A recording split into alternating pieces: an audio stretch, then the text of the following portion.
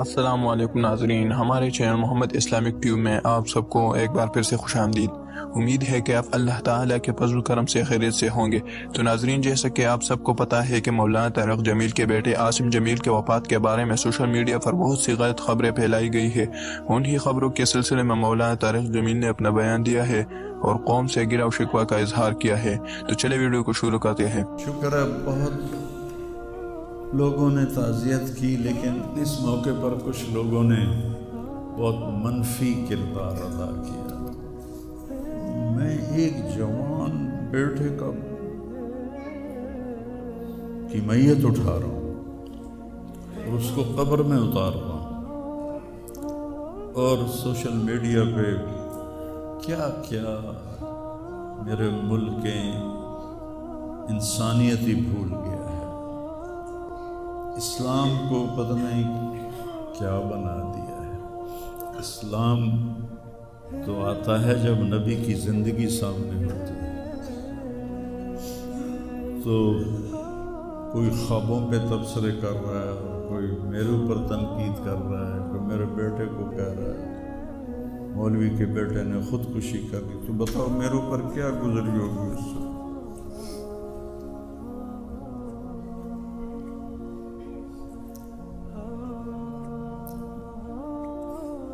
حضرت عمر ابن ابسہ سے پوچھا، یا رسول اللہ، سب سے اعلیٰ درجے کا اسلام کیا ہے؟ ایک گل غور نال سنیں، سب سے اعلیٰ درجے کا اسلام کیا ہے؟ آپ نے فرمایا، من سلم المسلمون من لسانہ و یدہ، جو کسی کو اپنی زبان اور ہاتھ سے تکلیف نہ پہنچائے وہ سب سے اعلیٰ درجے کا مسلمان۔ اب یہاں حال یہ ہے کہ دنیا دار ہوں، دین دار ہوں، علماء ہوں، ان کی زبانوں سے الفاظ نہیں نکلتے، ان کی زبانوں سے آگ نکلتی ہے، ان کی زبانیں آگ برساتی ہیں۔ تو جب زبان آگ برسائے گی تو دل نفرت سے بھرا ہو۔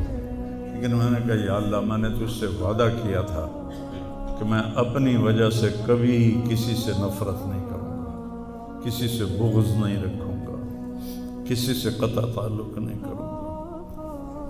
آج مجھے یہ وعدہ پورا کرنے میں زور لگانا پڑ رہا ہے کہ ایک طرف مجھے اپنے بیٹے کی لاش نظر آتی ہے اور ایک طرف ان نادانوں کے تبصرے نظر آتے ہیں۔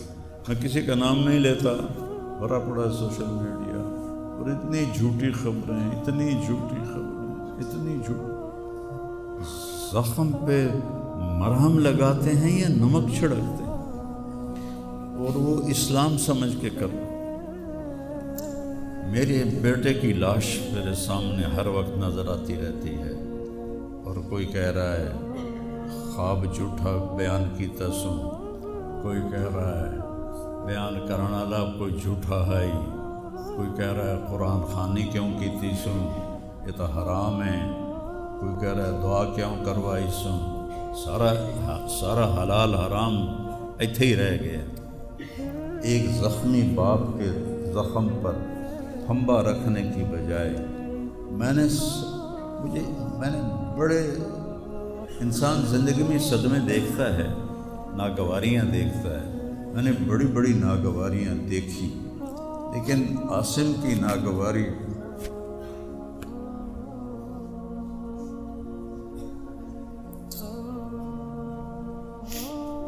عاصم لا انساک ما ذر شارق وما ناہ عمر الحمام المطلقات، عاصم قلبی کل یوم ولیلۃ الیک بما تخفی النفوس معلقا۔ یہ حضرت عبداللہ بن ابو بکر کے اشعار ہیں جو میں نے تھوڑی تبدیلی کے ساتھ آپ کو ذکر کیے ہیں۔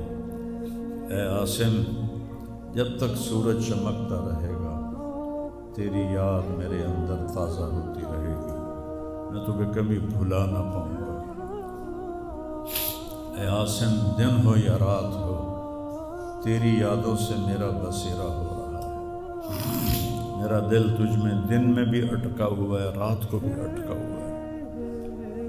یہ اس وقت میری حالت ہے۔ تو میں اس کانپتے ہاتھ کو دیکھتا ہوں، پھر یہ شعر پڑھتا ہوں، ترکت اباک مرعشۃ یدا، تو نے کس حال میں باپ کو چھوڑا کہ اس کے ہاتھ کانپ رہے ہیں، وَأُمُّكَ لَا تُسِيغُ لَهَا شَرَابًا، اور تیری ماں کا سینہ اتنا گھٹ گیا ہے کہ اس کے اندر پانی بھی نہیں جا رہا، جو سب سے آسانی سے چلا جاتا ہے۔ یہ کیفیت ہو ماں باپ کی۔ اور کوئی مولانا اٹھ کے تبصرے کر رہا ہو، کوئی مفکر اٹھ کے تبصرے کر رہا ہو، بتاؤ میرے پر کیا گزری ہو۔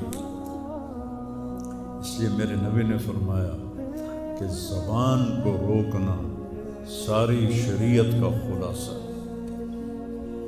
دین بیان کرتے ہوئے جن کی زبانیں زہر بن جائیں اور شعلے برسائیں، ان کو بھگتنا پڑے گا آخرت میں نے اپنا حصہ معاف کر دیا، میں نہیں چاہتا، میں کہ یا اللہ میں نہیں چاہتا، میری توبہ کہ میری وجہ سے تیرے محبوب کے کسی امتی پر کوئی تکلیف آئے، میں نے سب معاف کر دیا۔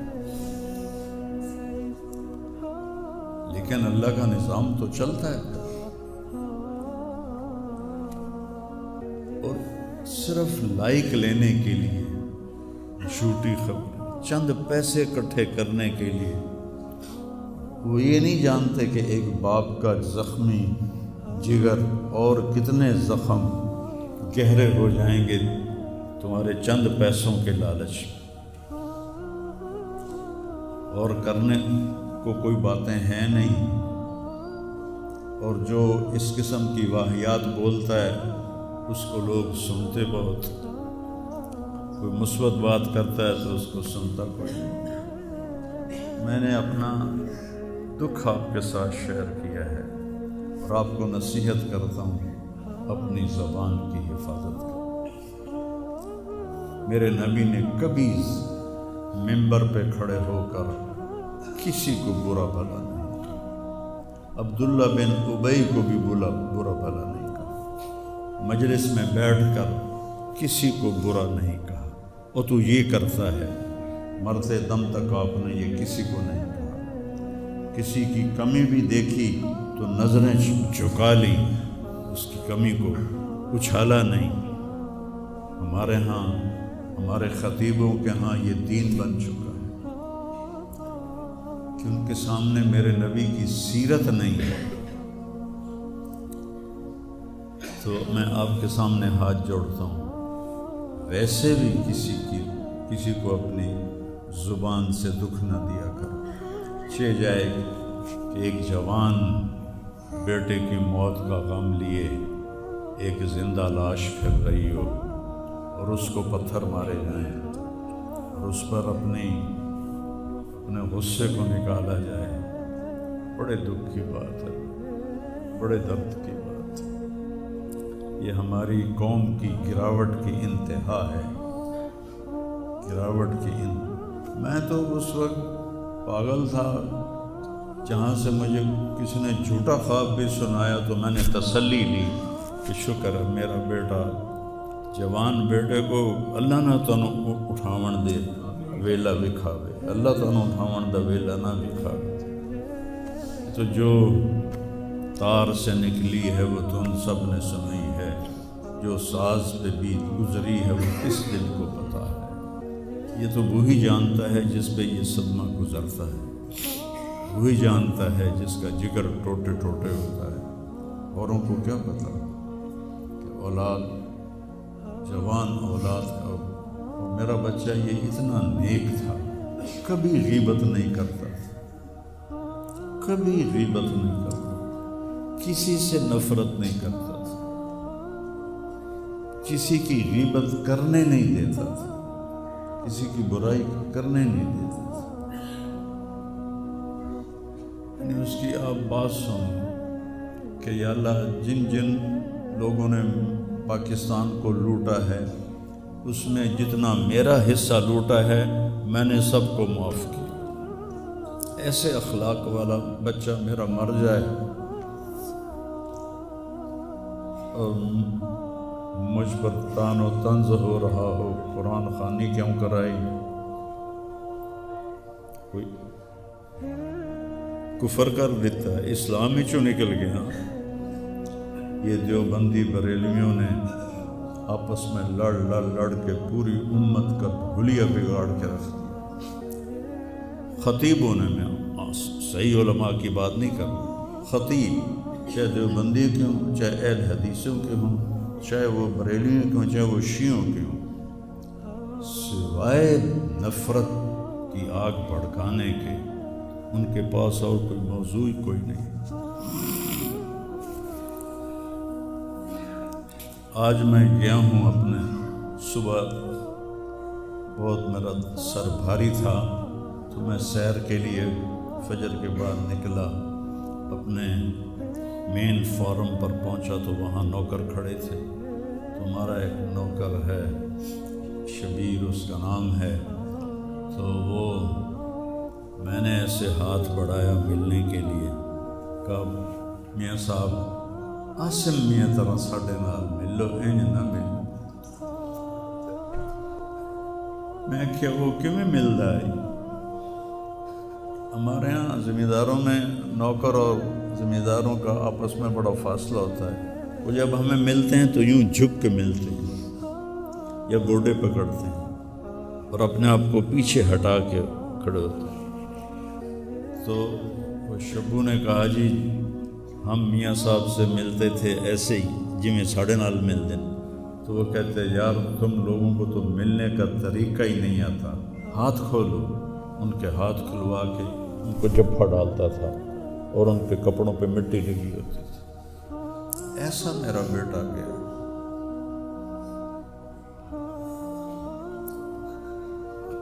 نوکر کے منہ سے نوالا نکال کے اپنے منہ میں ڈال کے کھا لیتا تھا۔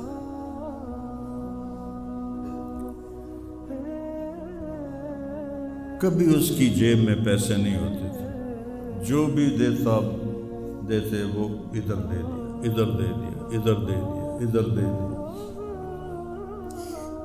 نئی گاڑی میں کوئی غریب آدمی کو بٹھاتا نہیں ہے، وہ نئی فارچون میں وہ پاگل کو بٹھاتا تھا۔ یہ بھی مذاق بنا دیا لڑکا۔ ہائے ہائے بڑے ہو، دل ہی تو ہے نہ سنگ و خشت، درد سے بھرنا آئے کیوں، اور تم مجھے اور رلا رہے ہو۔ اس کو بھی مذاق بنا دیا۔ ابھی بھی زندہ ہمارے گاؤں میں جائیں ویکھنے جا کے ویکھ لو۔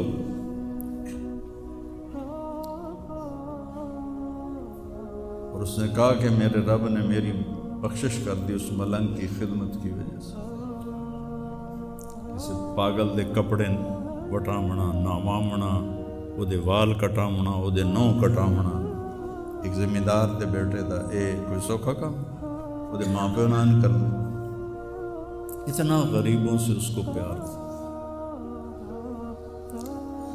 اور سخاوت کوٹ کوٹ کے بھری تھی، اور نوکروں کو بھی بھائی کہہ کر بلاتا تھا۔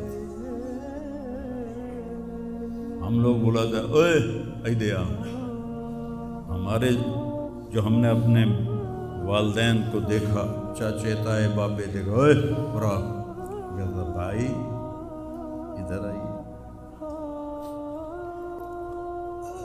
یہ جہ ہیرا بندے دا کھڑی جاوے تو دا کیا دس۔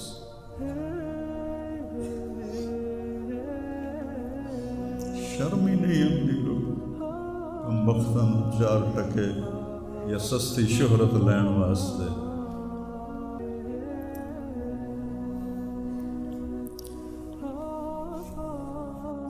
جی تو جیسا کہ عاصم جمیل کی وفات مولانا طارق جمیل اور ان کے خاندان کے لیے بڑی غم کی بات ہے، اور یہ ان کے لیے ایک گہرے زخم کی طرح ہے، تو ہمیں چاہیے کہ ہم ان کے اس زخم پر مرہم بجائے اس کے کہ ہم ان کے اس زخم پر نمک چھڑکے۔ تو میں آپ سے ایک بار پھر سے گزارش کرتا ہوں کہ برائے مہربانی سوشل میڈیا پر غلط خبریں نہ پھیلائیں، کیونکہ سچ کو چھپانا اور جھوٹ کو سامنے لانا بہت بڑی گناہ ہے۔